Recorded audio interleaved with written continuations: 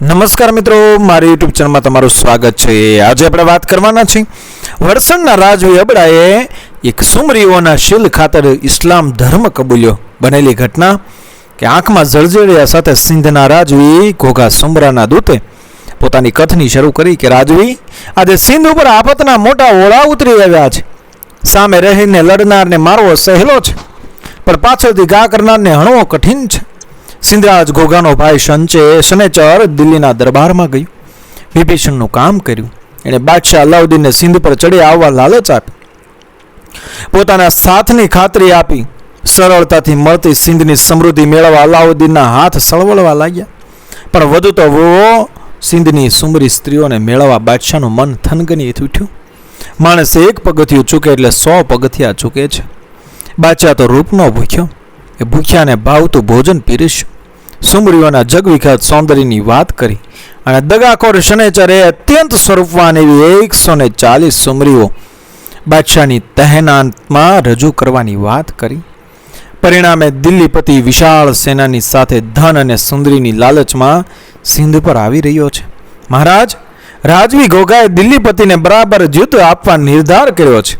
સગો ભાઈ ઉઠીને પરદેશીને તેડી લાવે છે, ઘરનો ભેદી શત્રુની ભેરે છે, બળિયા સાથે બાથ ભીડવાની છે।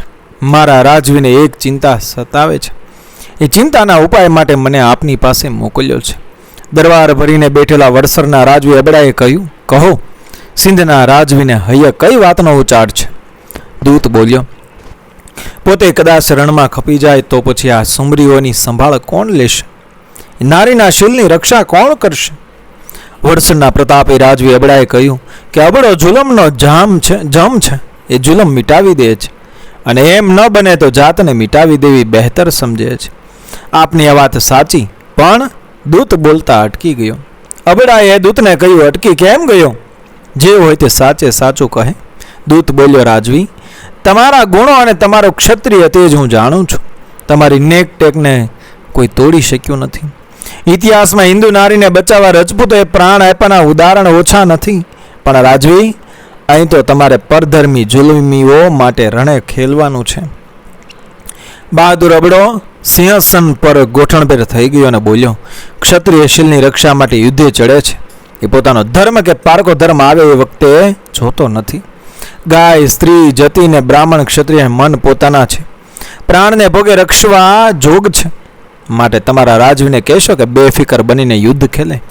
140 સુમરીઓને મારું રક્ષણ છે અને ક્ષત્રિયનું રક્ષા બંધન છે। દૂતે રાજવીનો આભાર માનીને વિદાય લીધી। અબડો અજબ ટેકીલો પુરુષ હતો। વાટકડીના શિરામણ જેટલી નાની વડસરની જાગીર હતી। હૈયું ઘણું વિશાળ હતું। એ ગરીબોનો બેલી અને નિરાધારોનો આધાર મનાતો। આવા અબડાએ પ્રાણને ભોગે સિંધની સુમરીઓનું રક્ષણ કરવા વચન આપ્યું। રોજ વડસર ગામે નવા સમાચાર આવવા લાગ્યા। દિલ્હીપતિનું લશ્કર સિંધના રાજવી ઘોઘા સામે મેદાને પડ્યું। ઘોઘો બહાદુર હતો, તેણે પોતાનું સૈન્ય તૈયાર કર્યું હતું, પરંતુ દિલ્હીપતિની વિશાળ સેના આગળ રાજવી ઘોઘાનું કંઈ ચાલ્યું નહીં। એ બહાદુર રાજવી લડતા લડતા રણમાં ખપી ગયો।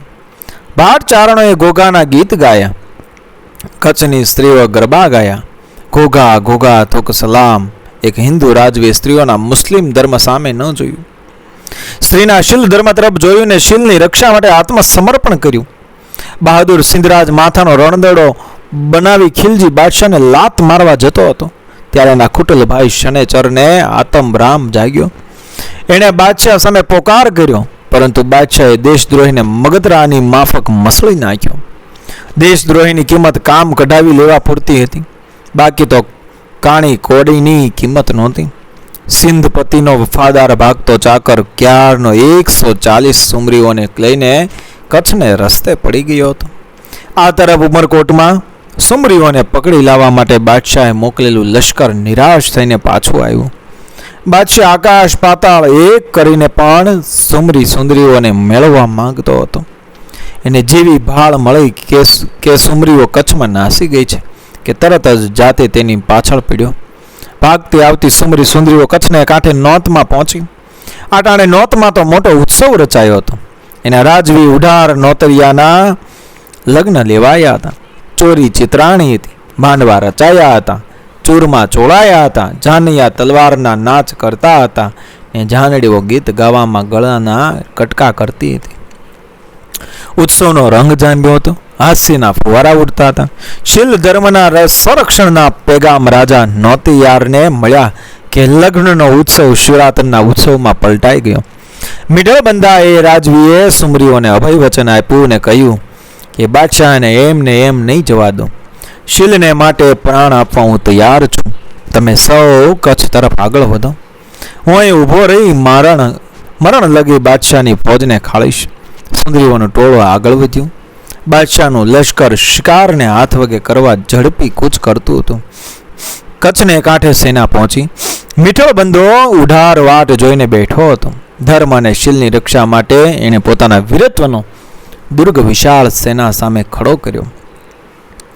આ તરફ અબડાને શીલ રક્ષા માટે દોડતી આવતી સુમરીઓની ખબર મળી. એનું પગેરું દાબીને આવતી બાદશાહી સેનાના સમાચાર મળ્યા.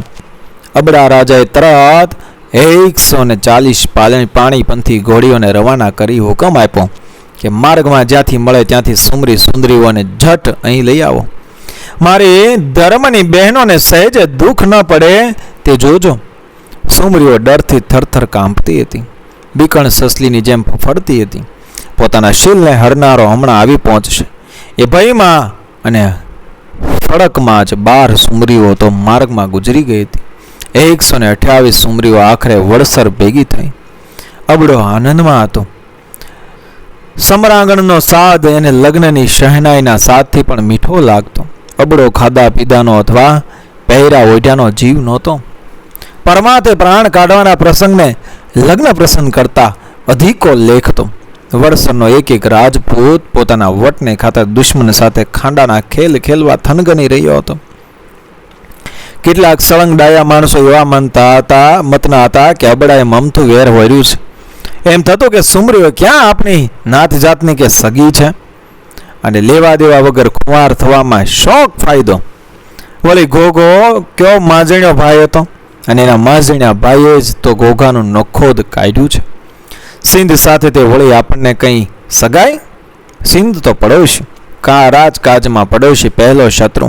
જો એ બાદશાહ અલાઉદ્દીનની ખાતર બરદાસ્ત કરે તો કોણ જાણે શું મળે. પરંતુ આવા લોકો અબડા આગળ એક હરમ પણ ઉચ્ચારી શકતા નહીં.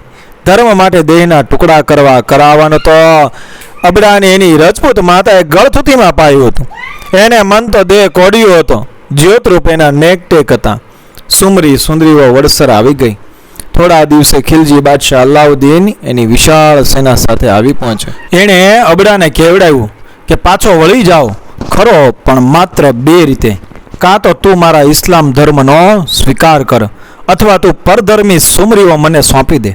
અબડાએ જવાબ મોકલ્યો, બાદશાહ 2માંથી એકે વાત નહીં બને. આડી એવડી વાત છોડી દો. એક પલ્લામાં પ્રતિજ્ઞા અને બીજા પલ્લામાં પ્રાણ લઈને બેઠો છું. ધર્મ અને શીલ જીવનથી પણ મહાન છે. દિલ્હીપતે વડસરને ઘેરી લીધું.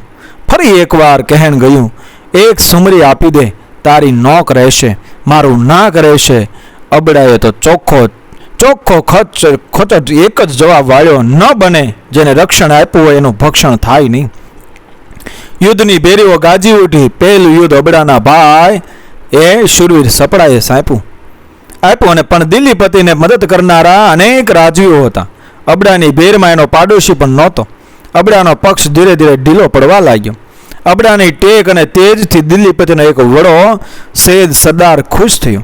વખાણ કરતા કહ્યું, વાહ રે અબડા, તું સાચો અલ્લાહનો માણસ, તું ખરો ઈમાનનો ચિરાગ. લેવા દેવા વગર અને પરધર્મી સ્ત્રીઓ માટે પ્રાણ જોખી આપનાર તારા જેવો કોઈ જવા મર્દ મેં જોયો નથી. સૈયદ સરદારે અબડાને સંદેશો મોકલ્યો અને કેવડાવ્યું, અબડા રાજવી, તારા પર આફરીન છું, પણ મારી પ્રતિજ્ઞા છે કે ધર્મ બંધુ સિવાય કોઈની મદદે જવું નહીં. તું ઇસ્લામ કબૂલ કર, મારે 2000 તેગ તારી તાકાત બનશે. સમય કટોકટીનો હતો. સુમરીઓની રક્ષા જરૂરી હતી. પોતાનો પલ્લું નમતું જોઈ અબડાએ સુમરીઓના શીલ ખાતર ઇસ્લામ ધર્મ કબૂલ કર્યો. સૈયદ સરદારે અબડાના તરફથી યુદ્ધની આગેવાની લીધીને પહેલી કુરબાની પોતાની ધરી દીધી. અબડો રાજવી સૈયદ સરદારની લાશને ભેટી પડ્યો ને બોલ્યો, સાચો ઇસ્લામી મેં તને જાણ્યો. હવે એણે કેસરિયા વાઘા સજ્યા છેલ્લી વાર પોતાની સુમરી બહેનોને મળ્યો. સુમરીઓએ કહ્યું, અબડાભાઈ, સ્વર્ગમાં તારા મીઠડા લેવા અમે પહેલાં હાજર હોઈશું, ચિંતા ન કરીશ. અબડો યુદ્ધમાં ઉતર્યો, રણમાં નવો રંગ આવ્યો, રજપૂતમાં બેવડું જોશ ઉછળી આવ્યું, ખૂનખાર જંગ ખેલાયો. આખરે સમી સાંજે રાજા અબડો અતુલ ધર્મ શૌર્ય દાખવી મૃત્યુ પામ્યો. બાદશાહ તરત સુમરીઓને પકડવા મહેલ ભણી દોડ્યો, પરંતુ 128 સુમરીઓ પોતાના શીલ રક્ષક ભાઈની સાથે સ્વર્ગે સંચરી ગઈ હતી અને અલાઉદ્દીન હાથ ઘસતો પાછો ફર્યો. અંતે એને કશું ન મળ્યું, પણ એક ધરતી સાથે 14મી સદીના છેલ્લા ચરણમાં થયેલા અણનમ અબડાનું નામ જડાઈ ગયું. કચ્છનો આ પ્રદેશ અબડાનો પ્રદેશ તરીકે જાણીતો થયો. મિત્રો, વિડીયો પસંદ આવે મારી ચેનલ સબસ્ક્રાઈબ કરો, ફોલો કરો, શેર કરો. મળીએ આવી જ ઘટનાને પ્રેરણાદાયક વાર્તાઓ સાથે, આપણા ઇતિહાસ સાથે, આપણી સંસ્કૃતિ સાથે આગળના વિડીયોમાં બન્યા રહેજો મારી ચેનલ સાથે. જય શ્રી કૃષ્ણ. રાધે રાધે.